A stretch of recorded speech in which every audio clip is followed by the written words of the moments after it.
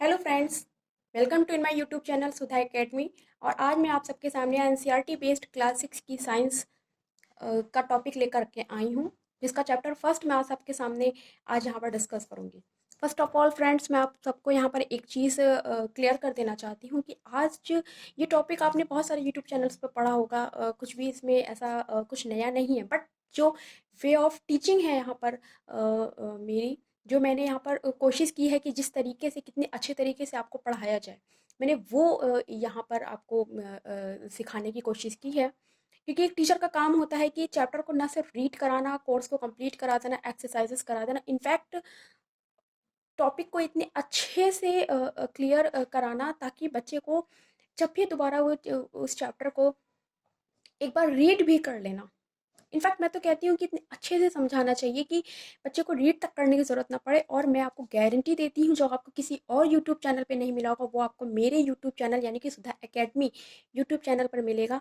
आपको यहाँ पर मैं इतने अच्छे तरीके से इस चैप्टर को जो है डिस्कस करूँगी आपके सामने कि आपको इस चैप्टर का जो भी मेन मेन टॉपिक है, जो इस पूरे चैप्टर में जो कुछ भी कहा गया है, वो सब मैं आपको ओरली वर्बली ऐसे बिल्कुल एकदम आपको रट जाएगा कि कभी भी कहीं भी आपसे कोई भी पूछेगा इस चैप्टर के उन पॉइंट्स के बारे में, तो आप इजीली बता सकेंगे। बस अगर आपको कुछ करना है तो मेरी इस वीडियो को एंड तक देखना है, बस।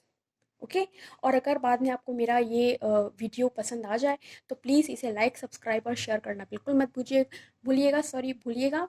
और लास्ट में कमेंट सेक्शन में अपना ओपिनियन देना बिल्कुल मत भूलिएगा कि आपको मेरा वीडियो कैसा लगा, और क्या अ, मतलब और आगे आप कैसा वीडियो, किस तरह का वीडियो चाहते हैं, ये सारा सब कुछ आप मुझे कमेंट सेक्शन में ज़रूर बताइएगा। Now let get started. तो फ्रेंड्स, सबसे पहले आपका जो ये टॉपिक है, ये जो चैप्टर आपका फर्स्ट है, वो क्या कहता है? वो कहता है भोजन कहाँ से आता है। तो आइए हम देखते हैं कि भोजन कहाँ से आता है। What is the source of a food? कहना चाहता है what is the source of a food. हम जो भोजन खाते हैं, हम जो भोजन करते हैं, हमारा भोजन कहाँ से आता है? सिंपली बच्चों, भोजन कहाँ से मिलता है आप भी जानते हैं। पौधों से, जंतुओं से। यही वो सोर्स है जहाँ से हमें भोजन मिलता है। ओके। अब जो आपका इस टॉपिक में कहा गया है, सबसे पहले देखिए, यहाँ पर आइए, इसमें क्या कहा गया है कि सबसे पहले खाद्य पदार्थ की जानकारी प्राप्त करिए। खाद्य पदार्थ क्या होते हैं? ठीक है। खाद्य पदार्थ क्या होते हैं बच्चों, मैं आपको बताऊंगी कि खाद्य पदार्थ क्या होते हैं। खाद्य पदार्थ वो होता है जो हम पूरे दिन भर में जो हम खाते हैं, उन्हें खाद्य पदार्थ कहते हैं। जो भोजन हम लेते हैं, ठीक है, भोजन में जिन जिन पदार्थों को हम लेते हैं, उन्हें हम कहते हैं खाद्य पदार्थ। ओके। तो जो हम दिन भर में खाते हैं, वो हमारे हैं खाद्य पदार्थ। ओके, ये चीज़ क्लियर हो गई। खाद्य पदार्थ। फिर यो कह रहा है यहाँ पर, वैसे इस टॉपिक में पूरे में कुछ है नहीं, मेन चीज़ अब यहाँ पर आ जाइए। संघटक। संघटक क्या होते हैं? किसी भी चीज़ को, किसी भी भोजन को तैयार करने में जिन जिन पदार्थों की हमें आवश्यकता पड़ती है, जिन जिन इंग्रेडिएंट्स के पदार्थ, जिन्हें आप बोलते हैं इंग्रेडिएंट की आवश्यकता हमें पड़ती है, उन्हें हम कहते हैं संघटक। ओके। ठीक है। जैसे कि पका हुआ चावल के बारे में हम बताते हैं। पका हुआ चावल के बारे में सोचो, हम कच्चा चावल लेते हैं और उसे पानी में उबालते हैं, इसे तैयार करते हैं। अब चावल को बनाने में किन किन इंग्रेडिएंट्स की आवश्यकता पड़ती है? पहला, चावल, कच्चे चावल और पानी, दो चीज़ की ज़रूरत पड़ती है। ठीक है। तो ये हो गए कच्चा चावल और पानी, ये दो चीज़ आपके हो गए इंग्रेडिएंट्स। ठीक है, जो आपको चावल बनाने में ज़रूरत पड़ती है, और इन दोनों ही इंग्रेडिएंट्स को हम बोलेंगे संघटक। Okay, clear? तो संघटक समझ में आ गया क्या हो गया? किसी भी भोजन को तैयार करने में जिन जिन इंग्रेडिएंट या पदार्थों की हमें ज़रूरत पड़ती है, वो हमारे होते हैं संघटक। Now let's get started. Now again, देखिए, इसमें यहाँ पर कुछ नहीं है। यहाँ पर बस आपको सिर्फ इतना ही बताने की कोशिश की गई है कि किसी भी भोजन को बनाने में हमें किन किन सामग्रियों की आवश्यकता पड़ती है। तो ये सब आप खुद ही देख सकते हैं। जैसे देख लीजिए, रोटी या चपाती, रोटी या चपाती एक ही चीज़ होती है। तो रोटी को बनाने में हमें क्या क्या ज़रूरत पड़ती है? रोटी बनाने में हमें आटा और जल की आवश्यकता पड़ती है। क्लियर? दाल बनाने में हमें कच्ची दाल, जल, नमक, तेल या घी, जिससे भी आप बनाते हैं, या फिर मसाले की ज़रूरत पड़ती है। इन दो चीज़ों की ज़रूरत पड़ती है। ठीक है, अब आ जाते हैं आगे। देखिए, यहाँ देखिए, दिख रहा है तो फ्रेंड्स? ओके। अब देखिए, अब आ जाइए अगली चीज आप जाती खाद्य सामग्री एवं उनके सोर्स। ठीक है, खाद्य सामग्री एवं उनके सोर्स, जो खाना हम खाते हैं वो सामग्रियां और उनके सोर्स मतलब जो भोजन हम लेते हैं। जो इस टॉपिक का मेन पॉइंट था कि भोजन जो हम लेते हैं वो भोजन कहाँ से आता है, तो वहीं यहाँ पर बताया गया है कि भोजन और उसके सोर्स क्या है, स्रोत, जिसे हिंदी में आप स्रोत कहते हैं। अब देखिए, जैसे फल और सब्जी के स्रोत का अनुमान लगाना हमारे लिए बहुत आसान हो सकता है। निश्चित रूप से पौधों से गेहूं और चावल का क्या स्रोत है। देखिए, आपने धान और गेहूं के खेतों में उनके पौधों की अनेक पंक्तियां देखी होंगी, इनसे हमें अनाज प्राप्त होते हैं। मतलब पौधों से हमें हमारे भोजन का मुख्य सोर्स पौधे हैं। और जानवरों से हमें क्या मिलता है, दूध, ठीक है, अंडा, ठीक है, ये सारी चीजें, मांस, ठीक है, ये सारी चीजें हमें जानवरों से मिलती है। तो हमारे जो खाद्य सामग्री के जो सोर्स हुए वो क्या हो गए, पौधे और जंतु। अब आगे आ जाइए, जो मेन टॉपिक है इसमें कुछ खास नहीं है, इसमें भी बस यही बताया गया है कि जो हमारे सोर्स हैं वो कहाँ से मिलते हैं, कहाँ से नहीं। चलिए नेक्स्ट, अब इसमें आ जाइए, भोजन ग्रुप में पौधे के भाग और जंतु उत्पाद।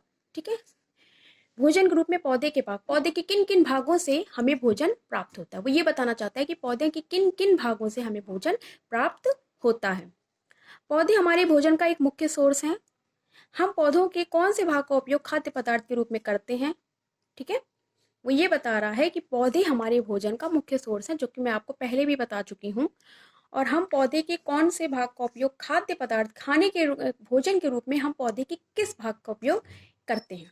ओके, अब आगे देखिए, हम पत्तियों वाली अनेक सब्जियां खाते हैं।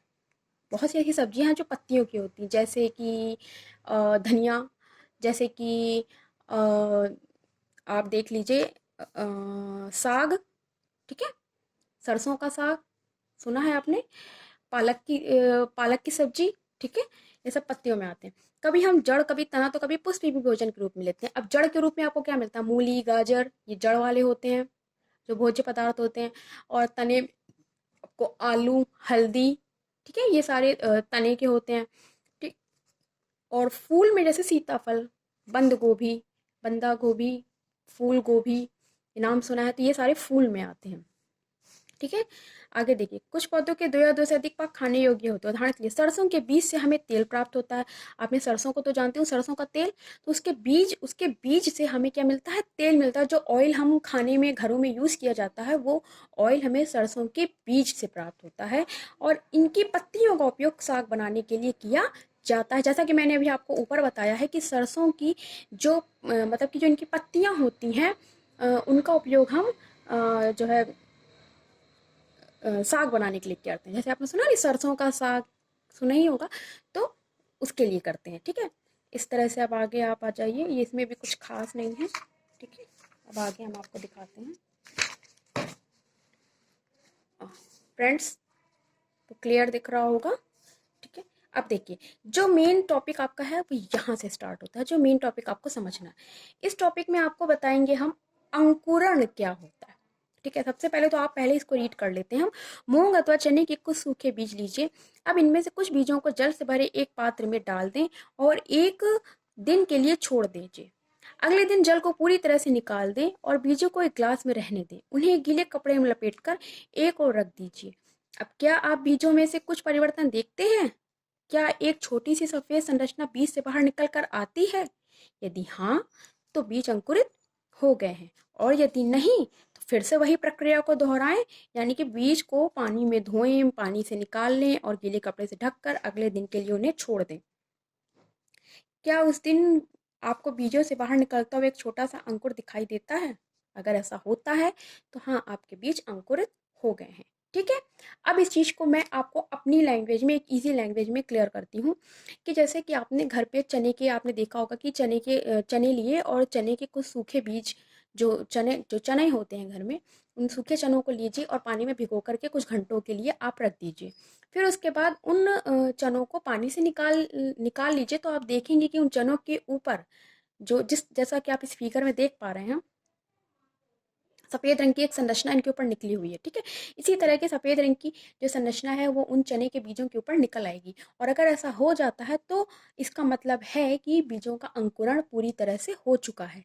ठीक है। तो इस पूरे प्रोसेस को जब हम सूखे चने के बीजों को पानी में रखते हैं और पानी में रखने कुछ घंटों रखने के बाद जब उसे पानी से बाहर निकालते हैं तो उनके ऊपर इस तरह की सफ़ेद रंग की संरचना आ जाती है, जिससे हम बीजों का इस पूरी प्रक्रिया को हम बीजों का अंकुरण कहते हैं और इस प्रकार प्राप्त हुए बीज अंकुरित बीज कहलाते हैं। आगे क्लियर? अब आगे देखते हैं। अब आगे जो आपको बताना चाहता है, क्या आप जानते हैं कि शहद कहाँ से आता है? यहाँ पर हम शहद के बारे में जानेंगे कि शहद हमें कहाँ से मिलता है। ठीक है, आप जानते हैं कि शहद कहाँ से आता है या यह कैसे उत्पादित होता है? क्या आपने एक मधुमक्खी का छत्ता देखा है जहाँ बहुत सी मधुमक्खियाँ भिनभिनाया करती हैं? मधुमक्खियाँ फूलों से मकरंद अर्थात मीठे रस एकत्रित करती हैं और इसे अपने छत्ते में भंडारित करती हैं। फूल और उनका मकरंद वर्ष के केवल कुछ समय में ही उपलब्ध होते हैं, अतः मधुमक्खियाँ इस मकरंद का भंडारण कर लेती हैं ताकि पूरे वर्ष इसका उपयोग किया जा सके। ठीक है, पूरे वर्ष इसका उपयोग किया जा सके। हम ऐसे छत्तों में मधुमक्खियों द्वारा भंडारित भोजन का शहद के रूप में उपयोग करते हैं। चलिए, ये तो हो गया जो आपकी बुक में लिखा हुआ है। अब मैं आपको बताती हूँ कि शहद और मकरंद क्या है। सबसे पहले आप समझिए कि मधुमक्खियाँ हमें शहद कैसे देती हैं। वो क्या करती हैं कि वो फूलों से मीठे रस यानी कि मकरंद को, जो फूलों से वो मीठा रस अपने शहद को बनाने के लिए लेती हैं, उस मीठे रस को हम मकरंद कहते हैं। उस मीठे रस को लेकर के वो एकत्रित कर लेती हैं और उन इस एकत्रण को ही हम मधुमक्खी का छत्ता कहते हैं। आपने देखा होगा कि वो मधुमक्खियाँ एक छत्ता बनाती हैं जिसमें वो फूलों से लाए हुए मीठे रस को एकत्रित करती हैं और फिर उस रस को उसका वो भंडारण कर लेती हैं। ठीक है, एकत्रित करती हैं और इन्हीं जो वो छत्ता बनाती हैं, जो वो मीठे रसों को ला करके भंडारण करती हैं, उसी भंडारित भोजन का हम शहद के रूप में उपयोग करते हैं। यानी कि इसका पूरा जो सारांश हम बताते हैं आपको वो ये है कि जो मधुमक्खियाँ फूलों से मीठे रस को लाती हैं, उसे जब वो मीठे रस यानी कि मकरंद का जो भंडारण करती हैं, उसे ही हम शहद के रूप में प्राप्त करते हैं। ठीक है, तो ये मकरंद हो गया। अब जंतु क्या खाते हैं, आइए देखते हैं जंतु क्या खाते हैं। यहाँ पर देखिए, जंतुओं की श्रेणियों को 3 भागों में बांटा गया है: शाकाहारी, मांसाहारी और सर्वाहारी। शाकाहारी जंतु वे होते हैं जो केवल पादप और उनसे उत्पादित जो पदार्थ होते हैं, जो उत्पाद होते हैं, उन्हें ही खाते हैं, उन्हें हम शाकाहारी कहते हैं। ठीक है, देखिए, जो केवल पौधे और पादप उत्पाद खाते हैं उन्हें हम शाकाहारी जंतु कहते हैं, और कुछ ऐसे जंतु जो दूसरे प्राणियों को खाते हैं उन्हें हम मांसाहारी जंतु कहते हैं। ठीक है, और कुछ ऐसे जंतु जो जिनका भोजन पौधे जंतु दोनों ही होते हैं उन्हें हम सर्वाहारी कहते हैं। आप यहाँ समझिए, शाकाहारी जंतु वो होते हैं जो केवल पौधे और पौधों के द्वारा उत्पादित जो पदार्थ होते हैं, जो भोज्य पदार्थ होते हैं, उन्हें खाते हैं। ठीक है, वो शाकाहारी में आते हैं। और मांसाहारी वो होते हैं जो जंतुओं को खाते हैं, उनका मांस खाते हैं, वो होते हैं मांसाहारी। और सर्वाहारी वो होते हैं जो वो जंतु जो शाकाहारी और मांसाहारी दोनों होते हैं, जो दोनों खाते हैं। जैसे कि कौवा, कौवा आप देखते होगे कि वो रोटी भी खा लेता है और मांस वांस भी खा लेता है, तो वो सर्वाहारी हो गया। शेर, वो केवल मांस या दूसरे जीव जंतुओं को खाता है, तो वो मांसाहारी हो गया। गाय, वो तो शाकाहारी भोजन ही लेती है, दूध और आपके घर में बना हुआ भोजन और घास फूस यही खाती है, तो वो शाकाहारी हो गई। ठीक है, तो ये तो हो गया जंतुओं की श्रेणियों के बारे में। अब यहाँ पर हम आ जाते हैं, ये देखिए, ये जो आपके, अब हम आ जाते हैं, सॉरी, ये देखिए, दिख रहा? ओके, अब ये आ गए हम आपके जो यहाँ पर एक्सरसाइज, इस एक्सरसाइज को हम फटाफट से कंप्लीट कर लेते हैं। देखिए, एक्सरसाइज तो वैसे आपकी ये यहाँ से स्टार्ट हो रही हैं, ये क्वेश्चन आंसर और ये फिल इन द ब्लैंक्स, लेकिन ये जो प्रमुख शब्द दिए हैं, मैं इन शब्दों के बारे में भी आपको बहुत अच्छे